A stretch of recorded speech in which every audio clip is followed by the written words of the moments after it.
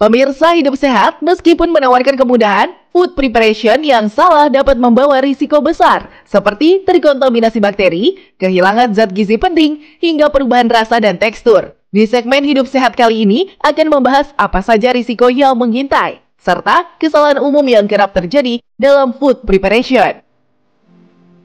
Untuk makanan yang di refrigerator, maka sebaiknya tidak lebih dari 3 atau 4 hari apabila kita ingin menjaga kandungan nutrisinya dan menghindari paparan dari kuman, bakteri, ataupun virus. Nah, tetapi berbeda untuk freezer, maka kita bisa menjaganya antara 3 sampai 12 bulan, tergantung jenis kulkasnya. Misalkan, apabila pada kulkas satu pintu, maka freezer itu akan bergabung dengan refrigerator dan juga chiller, sehingga otomatis untuk durasi lama penyimpanannya tidak bisa selama apabila kita di dalam kulkas yang 2 atau 3 pintu. Beberapa kesalahan yang saya dilakukan saat melakukan meal preparation adalah apabila kita sudah menurunkan makanan misalkan dari freezer, kemudian ke chiller, dan kemudian kita panaskan di suhu ruangan.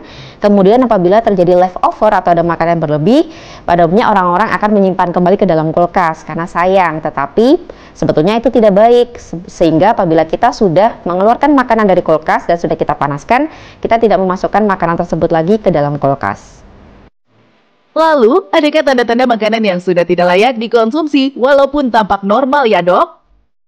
Beberapa hal yang harus kita perhatikan adalah apabila makanan meal preparation kita mengalami perubahan warna, walaupun mungkin menurut kita masih bagus gitu ya, tapi perubahan warna itu sudah mulai muncul, misalkan lebih memudar.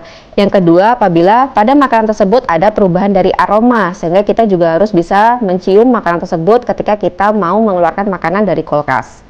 Atau yang ketiga, ada perubahan fisik, misalkan tiba-tiba ada lendir, atau misalkan makanannya jadi jauh lebih lembek dibanding awalnya, maka kita harus concern, jangan-jangan makanan meal preparation kita ini sudah tidak layak untuk dikonsumsi.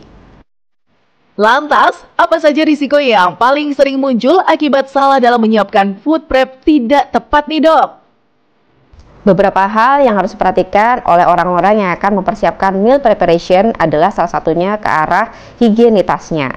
Sehingga sebaiknya pastikan agar orang tersebut cuci tangan yang bersih, kemudian juga memilih dan memilah mana makanan yang mentah dan juga makanan yang misalkan dari unggas atau daging. Talenannya harus berbeda dengan misalkan sayur atau buah sehingga tidak ada transfer bakteri ke dalamnya.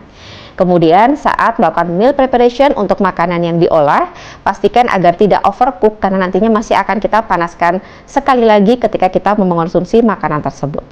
Nah, seperti yang kita lihat di sini, maka sebetulnya untuk meal preparation ini ada yang harus kita perhatikan nih. Ternyata ada kesalahan dalam pemilihan wadahnya. Kalau kita lihat, pemilihannya ternyata dari bahan plastik yang justru juga bisa menjadi transfer penyakit untuk tubuh kita. Ada beberapa opsi yang lebih baik untuk meal preparation. Contohnya, misalkan seperti ini.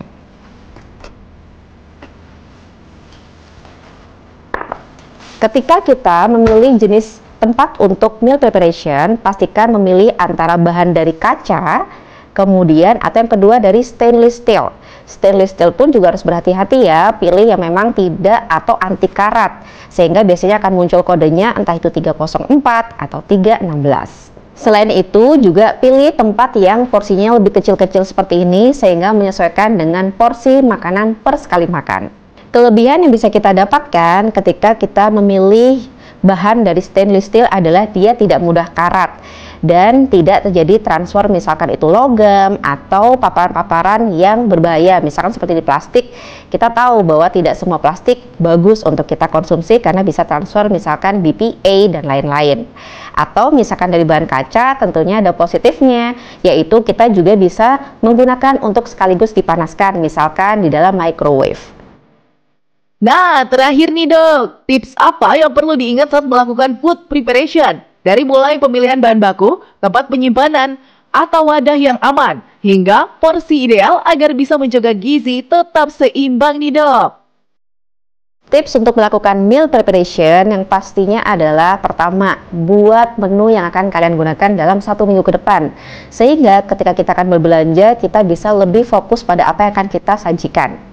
Kedua, pastikan agar menu tersebut memenuhi gizi seimbang sehingga pemenuhan nutrisi kita juga akan terjaga dengan baik. Yang ketiga, pilih menu-menu yang memang lebih mudah untuk kita sajikan secara langsung. Apabila kita sibuk, misalkan sayurnya kita pilih yang jenisnya salad, sehingga kita tinggal mengambil ketika mau mengonsumsi. Tetapi kalau misalkan kalian ingin mengolah, maka meal preparation-nya adalah lebih di sayuran potong, sehingga kita tinggal mengolah sesaat sebelum kita mengonsumsi makanan tersebut. Kemudian pastikan untuk memilih dan memilah apakah kita mau menggunakan meal preparation ini untuk harian yang bisa kita konsumsi sesaat ketika kita mau menggunakan, atau memang kita mau menggunakannya untuk frozen food sehingga kita bisa memilih dan memilah untuk penyimpanannya. Terakhir, pastikan apabila kita sudah mengeluarkan makanan tersebut dan sudah dipanaskan, jangan pernah dimasukkan ke kulkas lagi.